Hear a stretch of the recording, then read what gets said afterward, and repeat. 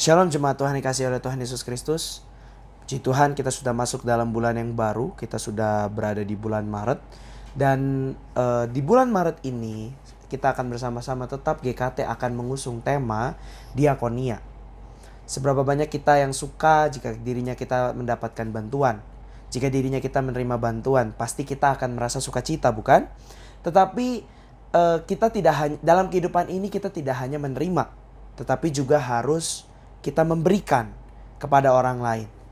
Saat kita memberikan bantuan kepada orang lain, tentunya pasti kalau orang itu menerima bantuan kita, saudara pasti akan bersukacita, bukan? Tetapi kalau misalnya kita memberikan bantuan, terus kemudian kita ditolak oleh orang tersebut. Bantuan yang saya bicarakan di sini bukan hanya sekedar bantuan berupa materi ya saudara. Melainkan bantuan juga untuk memberitakan Injil. Karena Injil itu adalah bantuan bagi mereka yang belum mengetahui jalan kepada keselamatan. Di saat saudara memberitakan Injil kepada seseorang, seringkali saudara pasti merasa ditolak. Seringkali itu ada potensi di mana orang-orang tidak mau mendengarkan saudara. Atau bahkan mengecap saudara, mungkin mengkristenisasi mereka. Atau mungkin saudara dikecam sebagai seorang yang fanatik terhadap agama. Kita akan lihat apa yang terjadi jika kita memberikan bantuan kepada orang lain berupa jalan keselamatan, berupa berita tentang jalan keselamatan, tentang Tuhan Yesus yang sudah mati bagi kita, menebus segala dosa kita.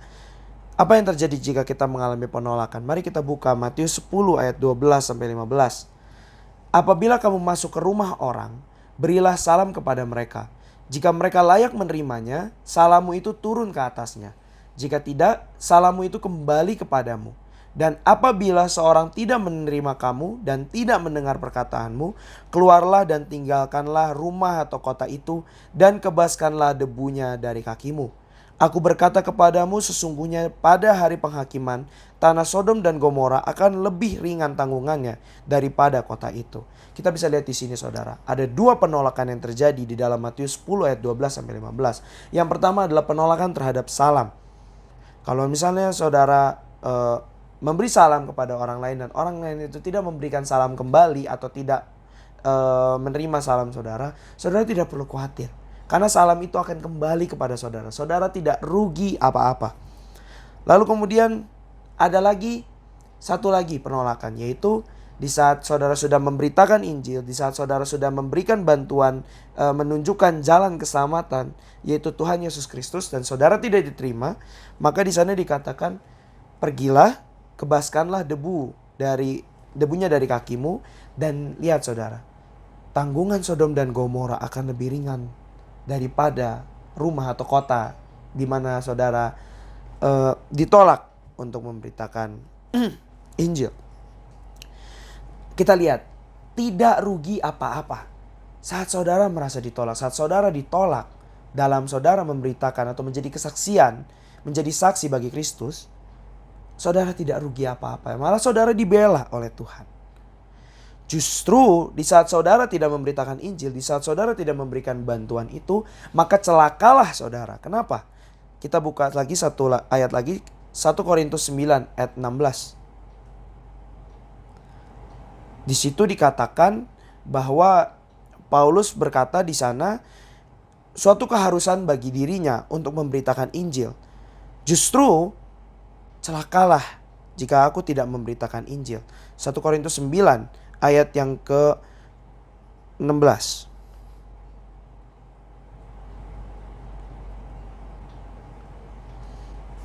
Karena jika aku memberitakan Injil, aku tidak mempunyai alasan untuk memegahkan diri, sebab itu adalah keharusan bagiku. Celakalah aku jika aku tidak memberitakan Injil. Jadi saudara, celakalah saudara jika saudara tidak memberitakan Injil atau tidak memberikan bantuan kepada mereka yang sedang mencari jalan keselamatan. Tetapi kalau saudara ditolak, setidaknya saudara sudah menyampaikan Injil, bukan? Jadi ayo, jangan berkecil hati, jangan takut ditolak saudara. Karena kalau saudara ditolak, itu tidak ada masalahnya terhadap diri saudara. Tetapi kalau saudara tidak memberitakan Injil, disitulah ada celakalah aku, kata Paulus, jika aku tidak memberitakan Injil. Kiranya pesan singkat pada hari ini menjadi berkat bagi kita semua. Puji Tuhan, Tuhan Yesus memberkati.